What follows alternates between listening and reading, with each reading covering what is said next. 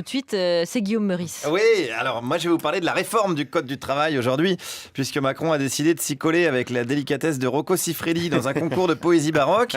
Alors c'est difficile d'avoir les détails de cette réforme parce que le ministère du Travail a juste fait fuiter dans la presse les pires trucs pour pouvoir ensuite les enlever et dire mais non, regardez, les médias vous mentent, la réforme est beaucoup plus cool.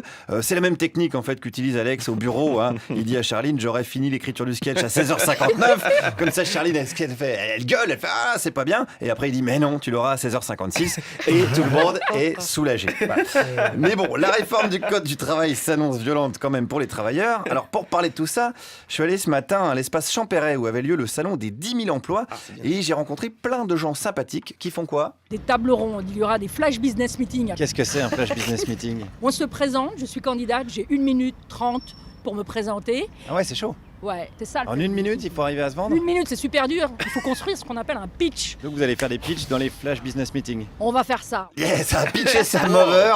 Autant dire que si t'as pas un bac +8 en English, option Young Cadre Dynamite, tu peux ranger tes ambitions dans ton slip. Il y a un langage précis, hein, au salon pour attirer les gens. Il y a aussi des slogans, exemple. C'est tout simple, c'est le futur là où vous serez. Le futur là où on sera. Voilà. Qu'est-ce que ça veut dire ça? Ça va consister à voir le futur au présent. Ça consiste à voir le futur au présent. Voilà, c'est intéressant. C'est intéressant, mais c'est un peu flou, non?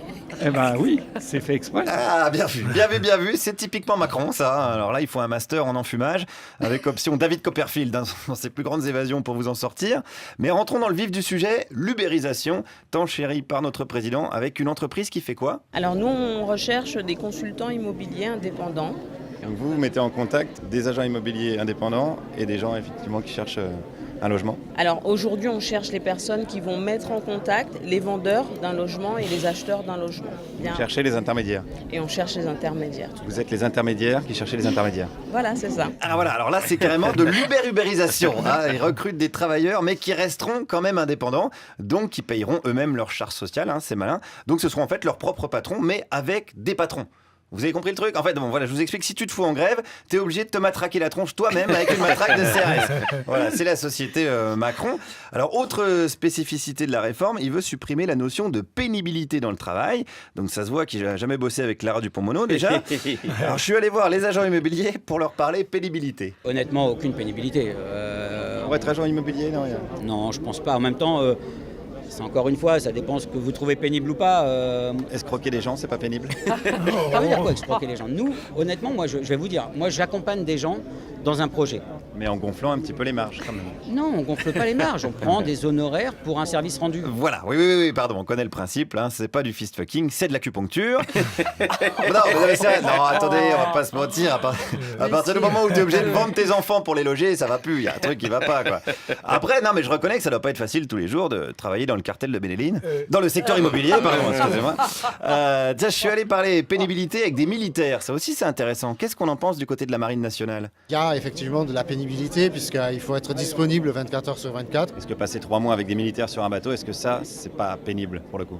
Non, parce qu'après on a l'habitude, pour certains ça peut l'être. Voilà, oui, disons qu'il faut aimer les concours de paix plus que le Scrabble, à mon avis.